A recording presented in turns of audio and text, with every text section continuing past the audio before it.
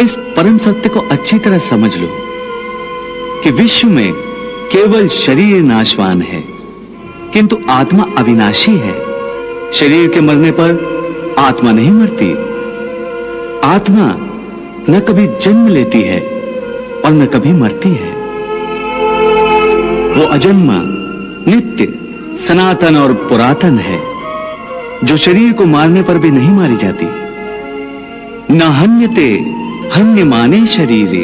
केशव, तुम्हारी बातें मेरी बुद्धि को भ्रम में डाल रही हैं। तुम दो बातें एक साथ कह रहे हो जो परस्पर विरोधी हैं। तुम कहते हो कि शरीर मर जाता है, परंतु शरीर का एक हिस्सा जिसे आत्मा कहते हैं वो नहीं मरता। नहीं अर्जुन, मैंने आत्मा को शरीर का एक हिस्सा नहीं कहा। मैंने कहा है कि आत्मा और शरीर दो अलग अलग चीजें हैं। जैसे तुम और तुम्हारा कवच दो अलग चीजें हैं।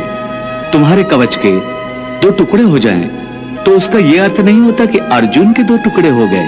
जिस प्रकार तुम और तुम्हारा कवच दो अलग अलग वस्तुएं हैं, या तुम और तुम्हारा यह रथ दो अलग अलग वस्तुएं हैं, उसी प्रकार मनुष्य का शरीर और उसकी आत्मा दो अलग अलग वस्तुएं हैं। यूं समझ लो कि जिस रथ में अर्जुन बैठा है वो रथ अर्जुन नहीं है। अर्जुन तो वो है जो रथ में बैठा हुआ रथी है। ये ठीक है माधव कि अर्जुन रथ नहीं है। अर्जुन मैं हूं जो रथ में बैठा हुआ है। तुम्हें रथ के टूटने का शोक नहीं होगा, परंतु अर्जुन के मरने का तो शोक होगा ही। अर्जुन, तुम्हारी बातें सुनकर मुझे तुम्हारी बुद्धि पर हंसी आ रही है। अपनी तरफ से तुम बड़े पंडितों और ज्ञानियों जैसी ऊंची ऊंची बातें कर रहे हो, परंतु तुम्हें यह पता नहीं कि जो सचमुच ज्ञानी होते हैं वो ना उनका शोक करते हैं जो मर गए हैं, और न उनका शोक करते हैं जो अभी नहीं मरे हैं, क्योंकि वो जानते हैं कि जो मर गया है वो फिर जन्म लेगा, और जो अभी जीवित है वो अवश्य मर जाएगा। मरने वाला फिर जन्म लेगा, क्योंकि केवल शरीर का नाश होता है। शरीर के अंदर जो आत्मा है वो कभी नहीं मरता। हे पार्थ, इस संसार में दो ही वस्तुएं हैं, एक शरीर और दूसरा उस शरीर में रहने वाला शरीरी। जो शरीर में रहने वाला आत्मा रूप शरीरी है वो कभी मरता नहीं, और जो शरीर है वो सदा रहता नहीं। आत्मा एक शरीर छोड़ता है और दूसरा शरीर धारण कर लेता है, बिल्कुल वैसे ही जैसे मनुष्य पुराने कपड़े उतार कर नए कपड़े धारण कर लेता है। वासांस जीर्णानि यथा विहाय नवानि गृह्णाति नरोपराणि तथा शरीराणि विहाय जीर्णान्य अन्यानि संन्याति नवानि देहि। हे पार्थ, केवल इतना समझ लो कि मृत्यु एक दरवाजा है जिसके अंदर जाते हुए आत्मा पुराना शरीर छोड़ देती है। वास्तव में मृत्यु और जन्म के दो दरवाजे हैं जो एक दूसरे के आमने सामने हैं। प्राणी जब मृत्यु के दरवाजे पर पहुंचता है तो उस शरीर की मृत्यु हो जाती है। फिर आत्मा का प्रकाश उस शरीर को छोड़कर आगे चला जाता है, और फिर वो प्रकाश नए जन्म के दरवाजे में प्रवेश करता है, जहां जीवात्मा को फिर से एक नया शरीर प्राप्त हो जाता है, और वहां से उसके नए जन्म की नई यात्रा शुरू हो जाती है। हे पार्थ, आत्मा नित्य है, इसलिए वो नहीं बदलती, परंतु शरीर नाशवान है, इसलिए एक ही आत्मा के कई शरीर बदलते हैं। इसलिए हर नए जन्म में वो नए नए शरीर धारण करता रहता है। हर नए जन्म में आत्मा नए नए शरीर तो बदलता ही है, बल्कि हर एक जन्म में भी उसे जो शरीर मिलता है वो एक शरीर भी उसी जन्म में बदलता रहता है। ये बात मेरी समझ में नहीं आई केशव, क्योंकि एक जन्म में तो प्राणी को एक ही शरीर मिलता है। नहीं, एक नहीं, अनेक शरीर मिलते हैं एक ही जन्म में। मैं अब भी नहीं समझा प्रभु। मैं समझाता हूं। याद करो अपना बचपन। उस समय अर्जुन का शरीर कैसा था? एक बालक का। और आज वो शरीर कहाँ है? वो शरीर तो बदल गया इस शरीर में। अर्थात वो शरीर नहीं रहा। आज तुम्हें एक युवक का शरीर मिला है। इसी प्रकार प्राणी को जन्म के समय जो शिशु का शरीर मिलता है, वही शिशु का शरीर काल के प्रभाव से एक बालक का शरीर हो जाता है। फिर वो किशोर अवस्था में आता है, फिर एक जवान पुरुष का शरीर बनता है, फिर अधेड़ उम्र का, फिर बूढ़े का रूप लेकर अंत में एक सूखे पत्ते की तरह जीवन के वृक्ष से टूटकर गिर जाता है। इस प्रकार जो शरीर पल पल छिन छिन अपने विनाश की ओर बढ़ रहा है, उस शरीर की मृत्यु का शोक ज्ञानीजन नहीं करते। इसी रूप के लिए शास्त्र कहते हैं, कृष्णम वंदे जगत गुरुम। फूल की भांति हमारे शरीर अपने प्रकृति के कारण जन्मते हैं, बच्चे बनते हैं, जवान होते हैं, फिर वही जवानी मुरझाने लगती है जिसे बुढ़ापा कहते हैं। और उस वृद्ध शरीर को जब आत्मा छोड़ देती है तो उस शरीर की मृत्यु हो जाती है। परंतु वो आत्मा कहां चली जाती है? शरीर के बिना आत्मा कहां और कैसे वास करती है? पुराना शरीर छोड़ने के बाद आत्मा नए शरीर में वास करती है। किसी शिशु के शरीर में चेतना रूप होकर आ जाती है, फिर वही चक्र शुरू हो जाता है। फिर वही जन्मना, रेंगना, उठकर चलना, फिर लड़खड़ाना और गिर जाना। ये सब शरीर के कौतुक हैं। इतनी बात समझ लोगे तो ना तुम्हें किसी के मरने का शोक होगा और ना तुम्हें मृत्यु का भय होगा। हे अर्जुन, हम और तुम ये शरीर नहीं हैं। हम तो इन शरीर के अंदर रहने वाली आत्माएं हैं। ये शरीर तो केवल हमारे रथ हैं, हम उसके स्वामी हैं। रथ के टूटने से स्वामी नहीं टूट जाता। उसी प्रकार शरीर के सुख और दुख आत्मा को सुखी या दुखी नहीं करते। यदि हम आत्मा हैं, तो फिर ये सुख दुख का आभास हमारी आत्मा को क्यों होता है? ये सुख दुख का आभास आत्मा को नहीं होता, केवल शरीर को होता है। तो फिर आत्मा को क्या होता है? आत्मा को कुछ नहीं होता, क्योंकि ये होना न होना, सुख दुख, सर्दी गर्मी, ये सब प्रकृति के नियम हैं। आत्मा तो अविनाशी परमात्मा का अंश है, इसलिए आत्मा प्रकृति की सीमा से बाहर है। आत्मा अचिंत्य है, मानवीय चेतना के चिंतन के घेरे में नहीं आती। अर्जुन, आत्मा पर प्रकृति और सृष्टि के नियम लागू ही नहीं होते, क्योंकि वो सृष्टि और प्रकृति दोनों ही की पहुंच से बाहर है।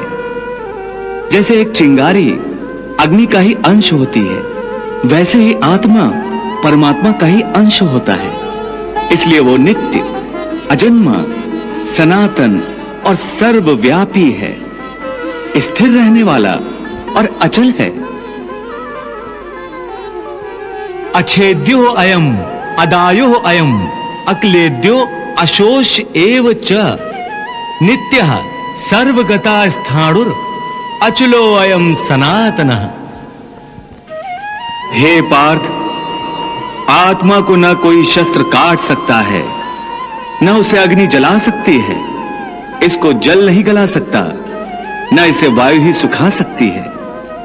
नैनम छिन्दन्ति शस्त्राणि नैनम दहति पावकः न चैनम क्लेदन्त्यापो न शोष्यति मारुतः। हे अर्जुन, ये सब समझकर तुम्हें ना किसी के मरने का शोक मनाना चाहिए और ना किसी के ना मरने की खुशी का प्रदर्शन करना चाहिए।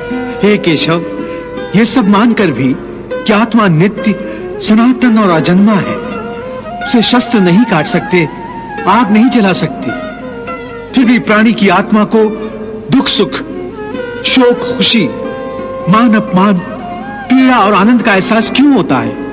हे पार्थ, मैंने पहले ही तुम्हें बताया कि सुख दुख का आभास करना आत्मा का नहीं, शरीर का काम है। परंतु केशव, शरीर को दुख या पीड़ा तभी होगी जब शरीर को कोई चोट लग जाए या उसका कोई अंग कट जाए। जैसे शरीर आग में जल जाए, उससे जो पीड़ा होती है वो तो शरीर की पीड़ा है। परंतु मान हानि होने से जो दुख होता है या मान होने से जो आनंद आता है उसमें तो शरीर को कोई चोट नहीं पहुंचती। वो मान हानि का दुख, वो अपकीर्ति की पीड़ा तो आत्मा को ही होती है ना। नहीं अर्जुन, ये कीर्ति अपकीर्ति, मान अपमान, ये लाभ हानि, ये जीतने का आनंद अथवा हारने की पीड़ा, ये भी आत्मा को नहीं होती। ये आत्मा का काम नहीं है, ये तो मन की शरारत है। मन की शरारत, इसका क्या अर्थ है केशव? पार्थ, प्राणी के शरीर का एक अदृश्य अंग है मन, जो दिखाई नहीं देता, परंतु वही सबसे शक्तिशाली हिस्सा है शरीर का। ये याद रखो कि मन शरीर का हिस्सा है, उसका आत्मा से कोई संबंध नहीं। आत्मा यदि रथ में बैठा हुआ रथ का स्वामी है, तो मन शरीर रूपी रथ का सारथी है। ये मन ही इंद्रियों के घोड़ों को इधर उधर भटकाता है। कभी यौवन के आवेश में यही चंचल मन मनुष्य को इस भ्रम में डाल देता है कि वो सर्वशक्तिमान है, वो सब कुछ कर सकता है, वो यहां का राजा है, जिसके आगे हर कोई झुक जाने पर विवश है और जिसे हर कोई प्रणाम करता है। जिस तरह दीपक की बाती को दीपक तले छुपा अंधेरा दिखाई नहीं देता, उसी तरह जवानी को उसके पीछे छुपा बुढ़ापा और कमजोरी दिखाई नहीं देती। परंतु जब शरीर के दीपक में यौवन शक्ति का घी जल जल कर समाप्त होने लगता है और दीपक तले छुपा अंधेरा बढ़ने लगता है, तो मनुष्य घबराकर चिल्लाने लगता है, मैं बीमार हूं। ये रोने का नाटक भी मन ही करता है। हे अर्जुन, मनुष्य को मैं के घमंड की मदिरा पिलाकर मधोश करने वाला पाखंडी केवल मन है। हे केशव, मन तो वायु की तरह चंचल है। जिस प्रकार बहती हुई हवा पर काबू पाना असंभव है, इसी प्रकार इस चंचल मन को अपने अधीन करना अति दुष्कर काम है। हे अर्जुन, तुम्हारा यह कहना सत्य है कि मन अति चंचल है, उसे अपने वश में करना बहुत मुश्किल है। मुश्किल है जनार्दन, असंभव है। नहीं अर्जुन, मुश्किल अवश्य है, परंतु असंभव नहीं है।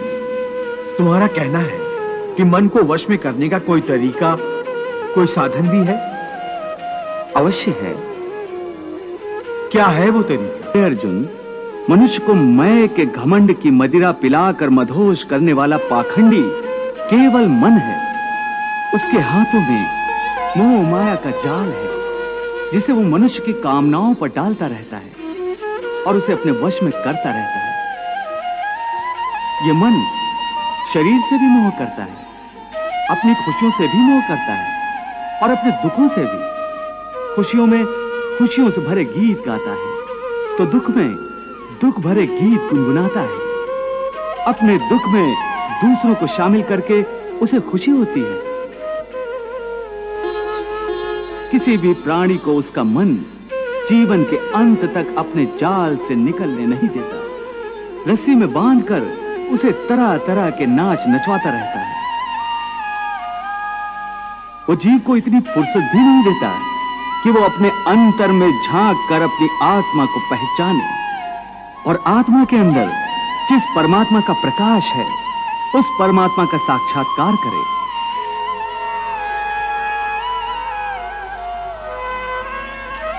हे पार्थ, प्राणी के लिए आवश्यक है कि प्राणी अपने मन को काबू में करके अपने अंतर में झांक कर आत्मा को देखे।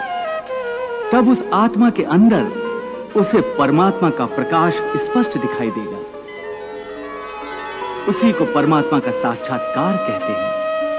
तुम तो कहते हो कि अपने अंतर में झांक कर आत्मा को और उस आत्मा में प्रकाशित परमात्मा को पहचानो, अर्थात आत्मा से अलग कोई और है जो आत्मा को पहचानेगा। ये किसको कह रहे हो कि आत्मा को पहचानो? कौन पहचानेगा अंतर की आत्मा को? तुम्हारा मन। मन? हाँ, तुम्हारा मन। परंतु तुम तो कहते हो कि मन माया के भ्रमजाल में फंसाकर प्राणी को बहुत नाच नचाता है, फिर वो आत्मा और परमात्मा क्यों ले जाएगा? तुमने ठीक प्रश्न किया अर्जुन। उसका उत्तर यह है कि जब तक तुम अपने आप को मन और विषयों के अधीन रहने दोगे, तब तक वो तुम्हें नाच नचाता रहेगा। हे पार्थ, मनुष्य का शरीर एक रथ की भांति है।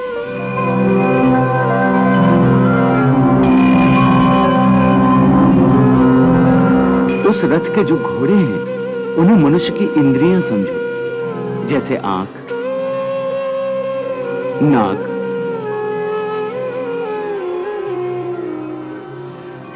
कान, मुख, जीवा आदि। उन इंद्रियों को, घोड़ों को जो सारथी चलाता है वो सारथी ही मन है, और उस रथ में बैठा हुआ जो उस रथ का स्वामी है वही आत्मा है। मनुष्य की इंद्रियां अपने विषयों की ओर आकर्षित होती रहती हैं।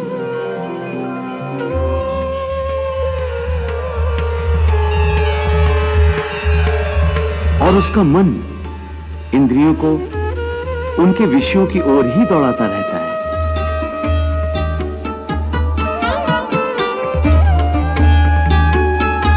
ये तभी तक हो सकता है जब तक जीवात्मा अपने मन को अपने काबू में ना लाए। जब तक मन काबू में नहीं आएगा वो इंद्रियों को उनके विषयों की ओर ही दौड़ाता रहेगा। विषय उनको बुलाते हैं, इंद्रियां उनकी तरफ भागती हैं, और मन जीवात्मा की परवाह किए बगैर रथ को उस ओर लिए जाता है। परंतु जब तुम स्वयं मन के अधीन न रहकर मन को अपने अधीन कर लोगे तो वही मन एक अच्छे सारथी की तरह तुम्हारे शरीर रूपी रथ को सीधे प्रभु के चरणों में ले जाएगा।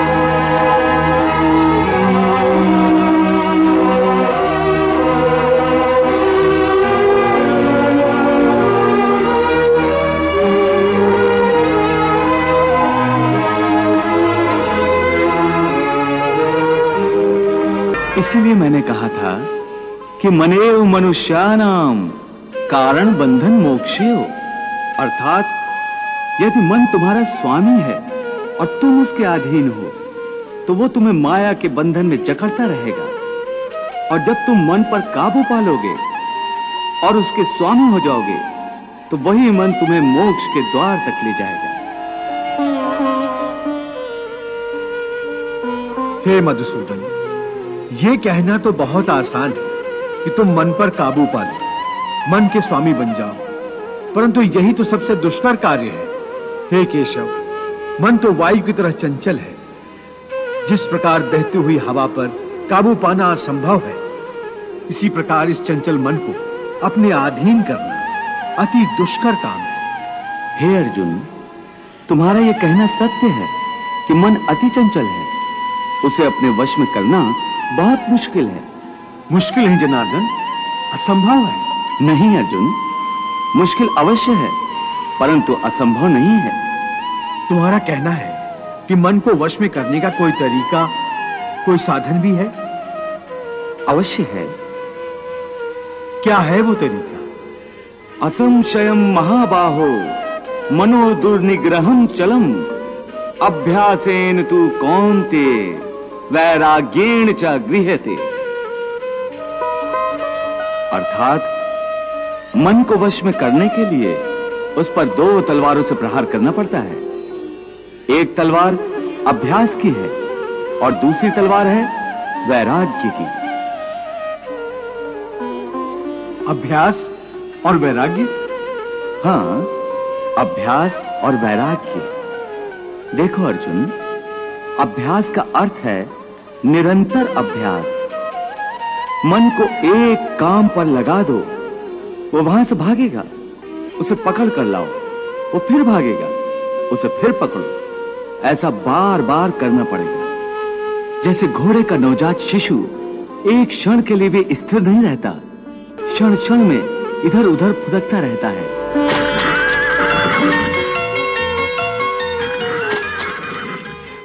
उसी प्रकार मन भी क्षण क्षण में इधर उधर फुदकता रहता है।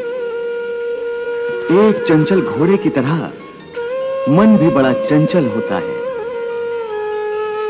और ऐसे चंचल मन को काबू करना उतना ही कठिन है जैसे किसी मुंहजोर घोड़े को काबू करना। ऐसे घोड़े को काबू करने के लिए सवार जितना जोर लगाता है, घोड़ा उतना ही विरोध करता है और बार बार सवार को ही गिरा देता है। परंतु यदि सवार दृढ़ संकल्प हो तो अंत में वो सरकश घोड़े पर सवार हो जाता है। बस फिर वही घोड़ा सवार के इशारे पर चलता है। उसी प्रकार मन को भी नियंत्रण की रस्सी में बांधकर बार बार अपने रास्ते पर लाया जाता है, तो अंत में वो अपने स्वामी का कहना मानना शुरू कर देता है। इसी को कहते हैं अभ्यास की तलवार चलाना। जब अभ्यास की तलवार से ही मन ठीक रास्ते पर आ जाए, फिर वह दूसरी बैरागी की तलवार की क्या आवश्यकता है? उसकी आवश्यकता इसलिए है कि एक बार ठीक रास्ते पर आ जाने के बाद मन फिर से उल्टे रास्ते पर न चला जाए, क्योंकि उल्टे रास्ते पर इंद्रियों के विषय उसे सदा ही आकर्षित करते रहेंगे। मिथ्या, भोग, विलास और काम की तृष्णा उसे फिर अपनी ओर खींच सकती है। इसलिए मन को यह समझना जरूरी है कि वो सारे विषय भोग मिथ्या हैं, असार हैं, योग माया के द्वारा उत्पन्न होने वाले मोह का भ्रम है। मन जब इस सत्य को समझ लेगा तो उसे विषयों से मोह नहीं रहेगा, बल्कि उससे वैराग्य हो जाएगा। और यही वैराग्य की तलवार का काम है कि वो विषयों के मोह को काट के मन को सन्यासी बना देती है। हे केशव, ये जो तुम वैराग्य की बात करते हो, ये तो तभी आ सकता है जब प्राणी को आपकी इस बात पर विश्वास हो जाए कि ये सारा जगत वास्तव में मिथ्या है, नश्वर है, परंतु आपकी माया के प्रभाव से वो सत्य जान पड़ता है। इस परम सत्य के ज्ञान पर विश्वास हो जाए तभी तो वैराग्य होगा। बिल्कुल, ज्ञान ही मनुष्य के हृदय में वैराग्य पैदा कर सकता है, और वही सच्चा ज्ञान मैं तुम्हें प्रदान कर रहा हूं। तुम तो प्रदान कर रहे हो कृष्ण, परंतु मेरा मन उसको ग्रहण क्यों नहीं कर रहा? क्योंकि अभी तक तुम मोह और भ्रम के अंधकार से बाहर नहीं निकले, इसलिए तुम उस ज्ञान को ग्रहण करने में असमर्थ हो। वाह प्रभु वाह! क्या तुम बता सकते हो कि पिछले जन्म में तुम्हारे किस रिश्तेदार ने तुम्हारे लिए कितना विलाप किया था? नहीं केशव, ये मैं कैसे बता सकता हूं? मुझे तो ये तक याद नहीं कि वो कौन थे। बस जिस तरह तुम अपने पिछले जन्म को भूल गए हो, उसी तरह तुम अपने इस जन्म को भी भूल जाओगे। इस जन्म के रिश्तों का अर्थ तुम्हारे आने वाले जन्म में कुछ भी नहीं रह जाएगा।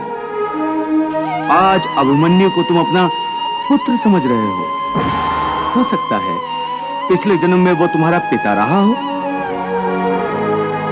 या आने वाले जन्म में तुम्हारा महाशत्रु बन जाए।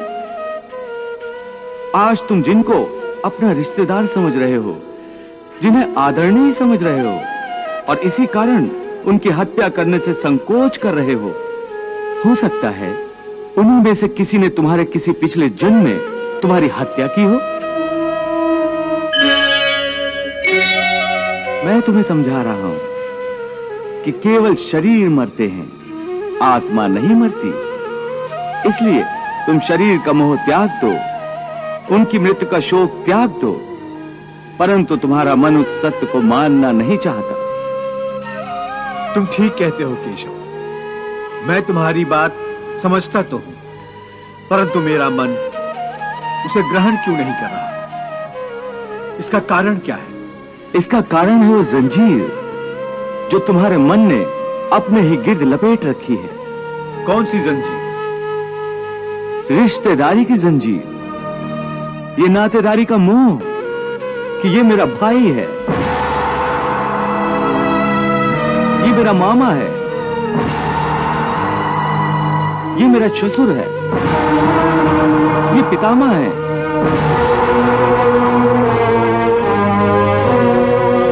तुम ठीक कहते हो कि रिश्ते नातों की जंजीरों ने मुझे चारों तरफ से जकड़ रखा है, परंतु मैं इस जंजीर को कैसे तोड़ दूं?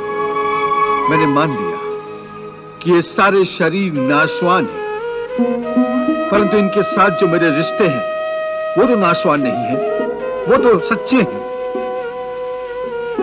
भीष्म मेरे पितामह हैं, अभिमन्यु मेरा पुत्र है, महाबली भीम मेरा सहोदर भाई है। ये रिश्ते तो सच्चे हैं। भले इन सब के शरीर मर जाएंगे, परंतु इन सब के साथ जो मेरे रिश्ते हैं वो तो नहीं मरेंगे।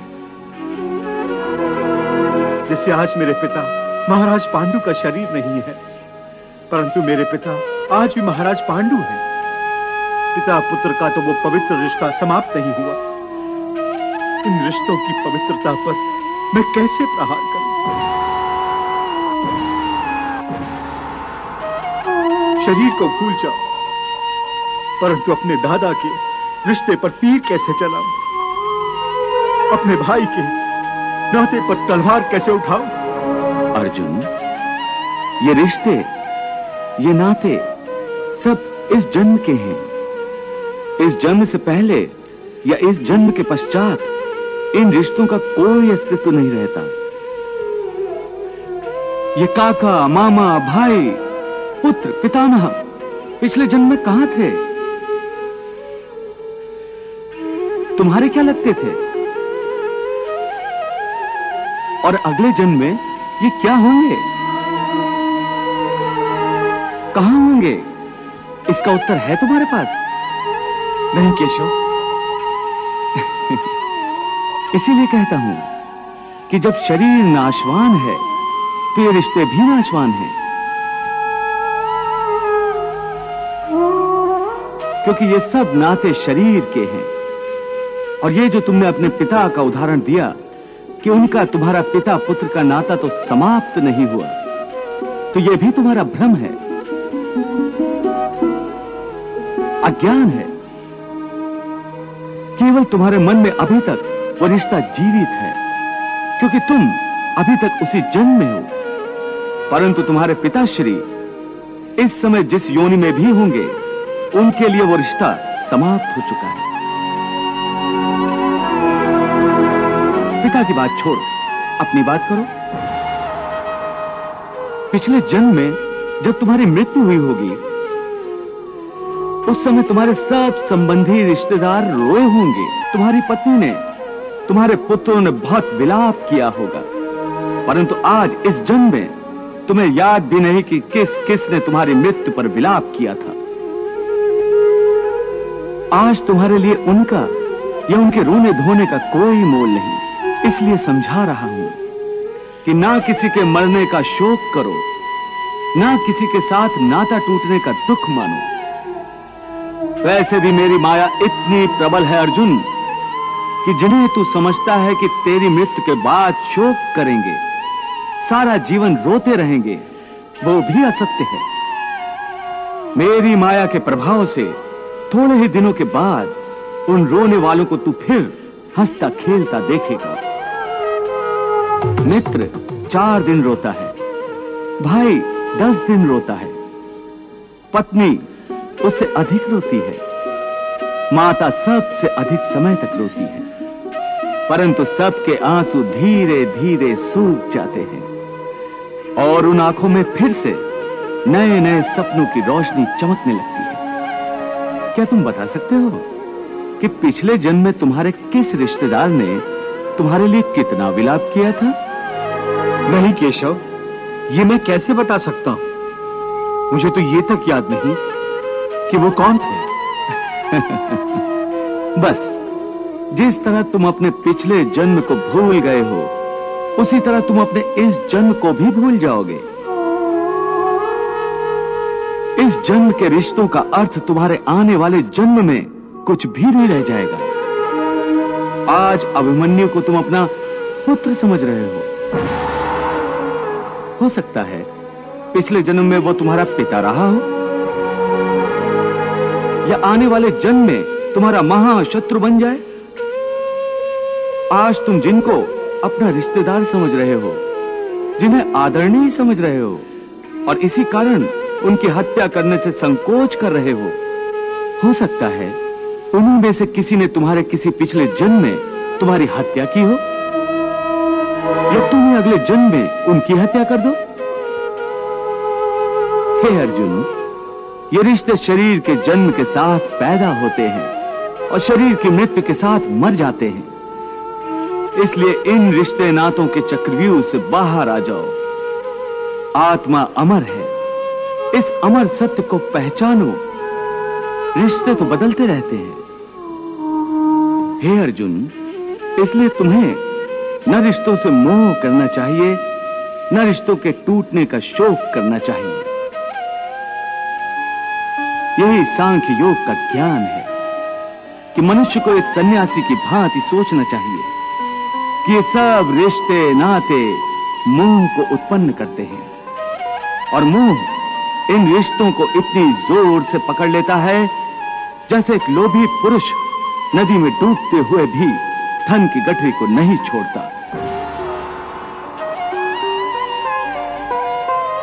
और आखिर में उसी गठरी के बोझ से खुद भी डूब जाता है।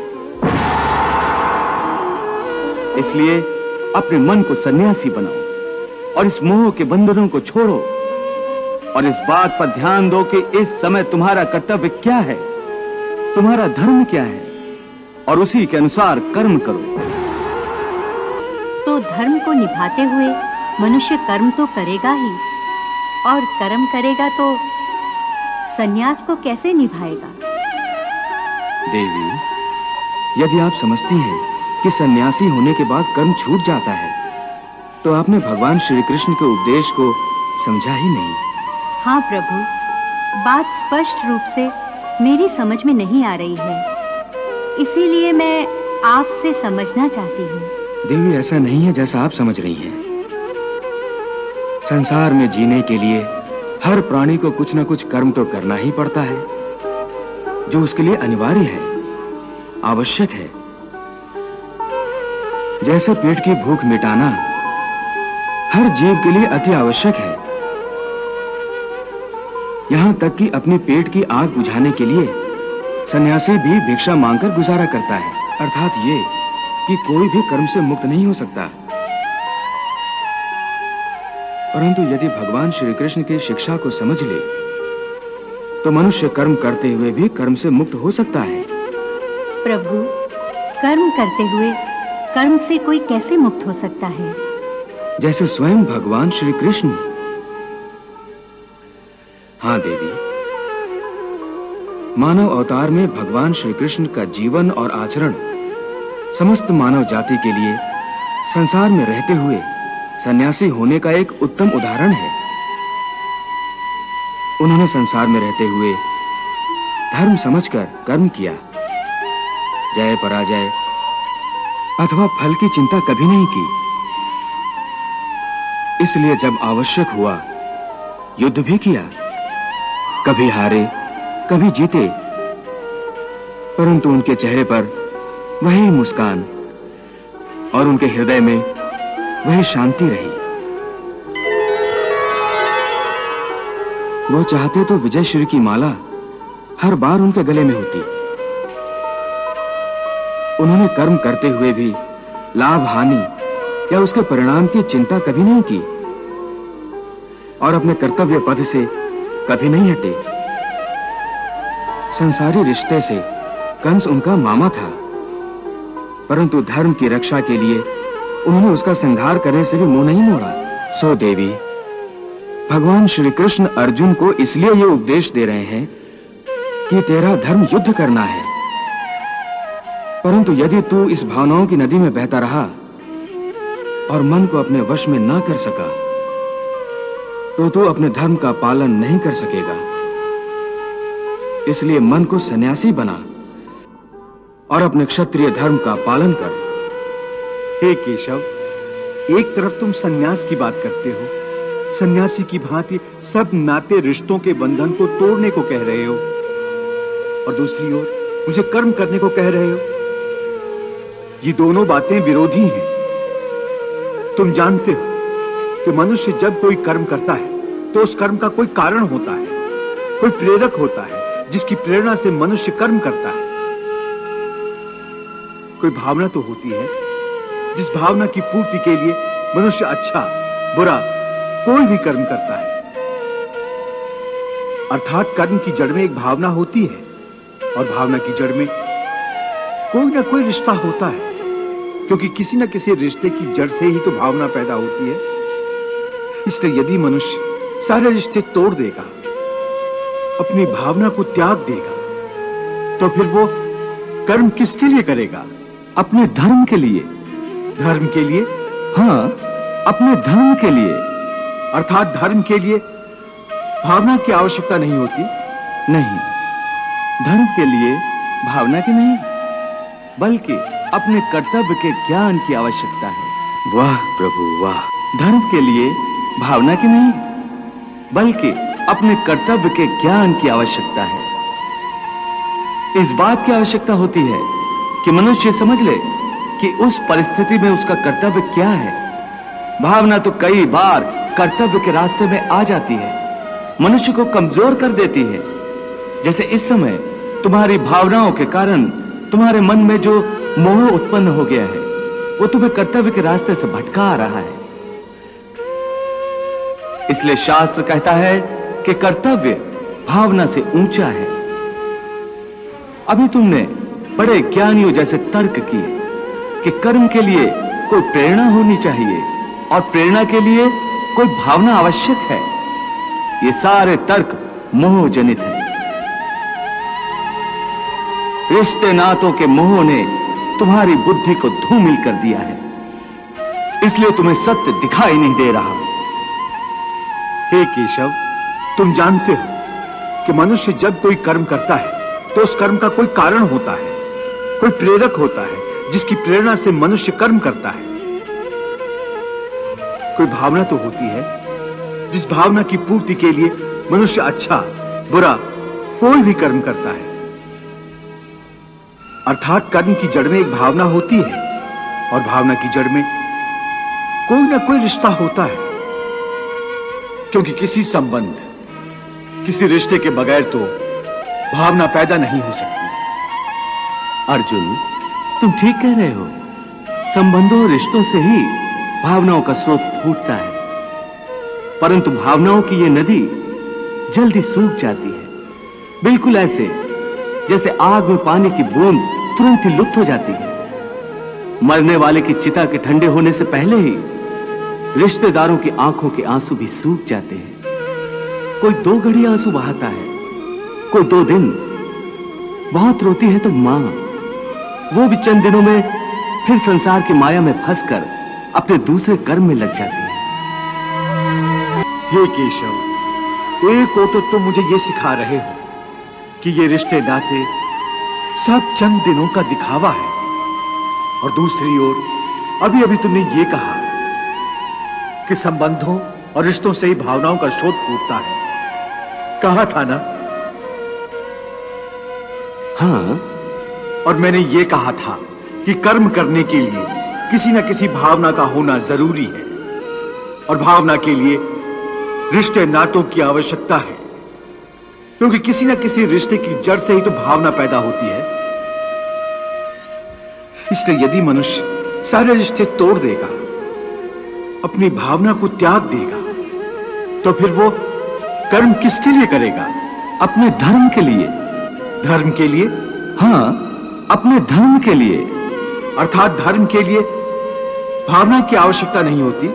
नहीं, धर्म के लिए भावना की नहीं, बल्कि अपने कर्तव्य के ज्ञान की आवश्यकता है। इस बात की आवश्यकता होती है कि मनुष्य समझ ले कि उस परिस्थिति में उसका कर्तव्य क्या है। भावना तो कई बार कर्तव्य के रास्ते में आ जाती है, मनुष्य को कमजोर कर देती है। जैसे इस समय तुम्हारी भावनाओं के कारण तुम्हारे मन में जो मोह उत्पन्न हो गया है, वो तुम्हें कर्तव्य के रास्ते से भटका रहा है। इसलिए शास्त्र कहता है कि कर्तव्य भावना से ऊंचा है। अभी तुमने बड़े ज्ञानियों जैसे तर्क किए कि कर्म के लिए कोई प्रेरणा होनी चाहिए और प्रेरणा के लिए कोई भावना आवश्यक है। ये सारे तर्क मोह जनित हैं। रिश्ते नातों के मोह ने तुम्हारी बुद्धि को धूमिल कर दिया है, इसलिए तुम्हें सत्य दिखाई नहीं दे रहा। इसलिए इस समय तुम्हें धर्म स्पष्ट दिखाई नहीं देता। धर्म क्या है? धर्म की व्याख्या क्या है? इस बात का निर्णय कौन करता है? हे मधुसूदन, वो कौन है जो धर्म का विधान बनाते हैं? हे अर्जुन, हर प्राणी अपने धर्म का विधान स्वयं बनाता है। मैं समझा नहीं केशव। देखो पार्थ, धर्म का जो विधान किसी दूसरे ने बनाया हो, वो तुम्हारा धर्म नहीं हो सकता। तुम्हारा धर्म वही है जिसे तुमने स्वयं बनाया हो, जिसे तुम्हारी आत्मा ने स्वीकार किया हो। धर्म व्यक्तिगत चीज है जिसका फैसला व्यक्ति को स्वयं करना पड़ता है। मैं अब भी नहीं समझा केशव। देखो पार्थ, मैं एक उदाहरण देकर समझाता हूं। किसी के गांव पर डाकू हमला करके गांव की लड़कियों का अपहरण कर रहे हैं। उसी समय किसी का पिता मृत्युशैया पर पड़ा जीवन की अंतिम सांस ले रहा है और पुत्र से बार बार पानी का एक एक घूंट मांग रहा है। उस समय उस व्यक्ति का क्या धर्म है?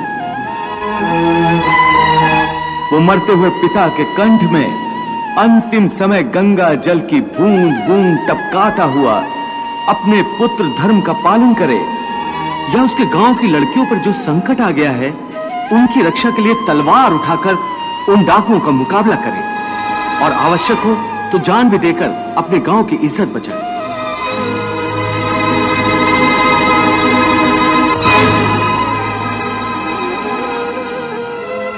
इसका निर्णय कोई दूसरा कैसे कर सकता है?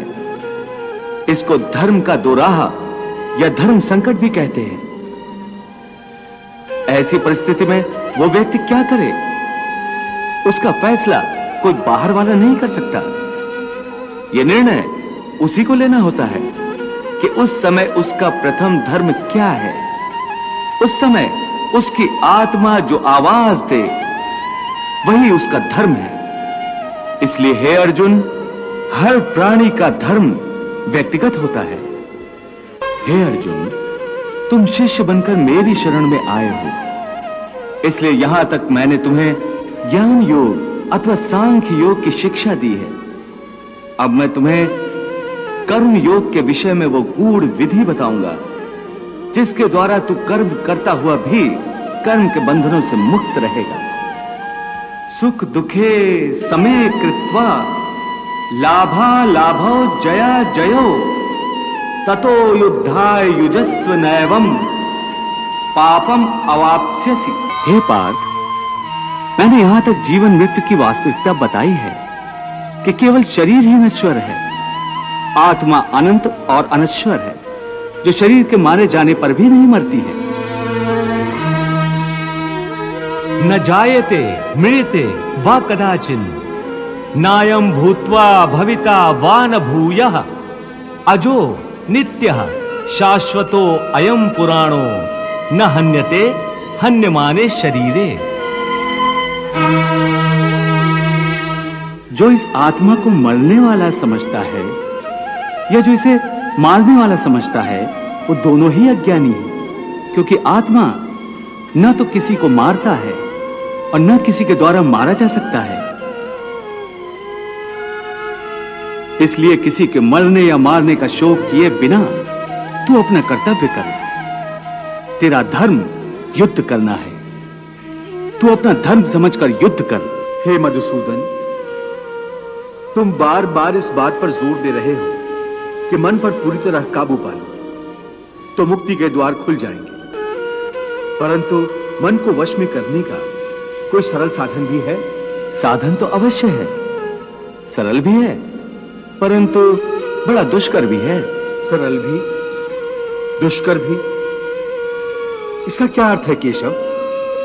इसका अर्थ है कि यदि तुम धीर मति वाले हो, दृढ़ निश्चय वाले हो, तो यह काम सरल है, और यदि तुम्हारी मति धीर नहीं है तो दृढ़ निश्चय नहीं कर सकोगे, और दृढ़ निश्चय नहीं कर सकोगे तो जन्म जन्मांतर तक भटकते रहोगे। ये दृढ़ निश्चय कैसे हो सकता है? विश्वास से। किसमें विश्वास से? परमात्मा में विश्वास से, सत्य में विश्वास से, अपने धर्म में विश्वास से।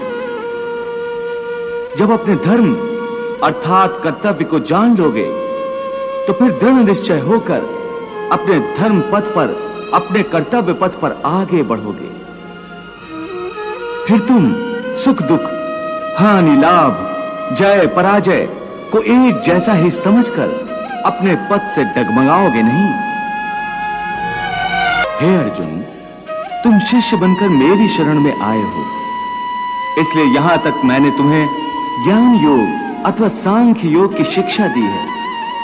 अब मैं तुम्हें कर्म योग के विषय में वो गूढ़ विधि बताऊंगा जिसके द्वारा तू कर्म करता हुआ भी कर्म के बंधनों से मुक्त रहेगा।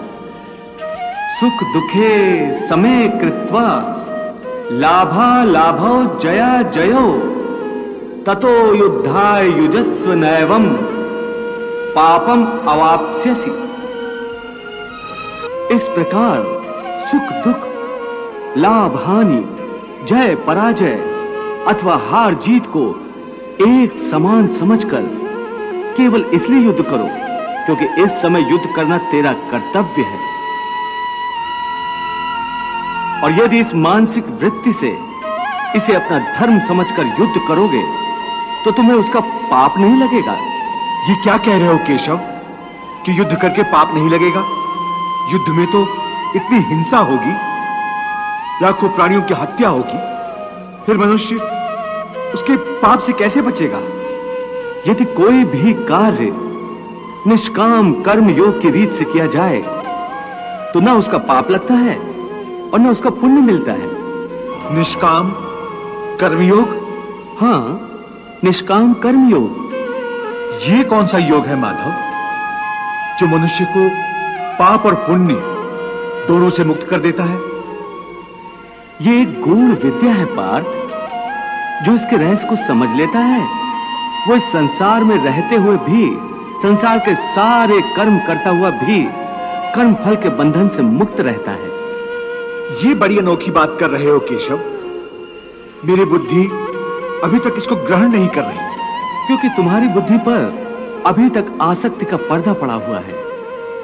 और जो निष्काम कर्मयोग मैं बता रहा हूं उसकी बुनियाद ही निरासक्ति के आधार पर रखी गई है। हे अर्जुन, इस निरासक्ति योग को समझ लोगे तो तुम्हारे जीवन में पूर्ण शांति आ जाएगी। हे माधव, इस योग की साधना कैसे करते हैं? इस योग के नियम क्या है? उसकी साधना के लिए कोई हजारों वर्षों की तपस्या की आवश्यकता नहीं।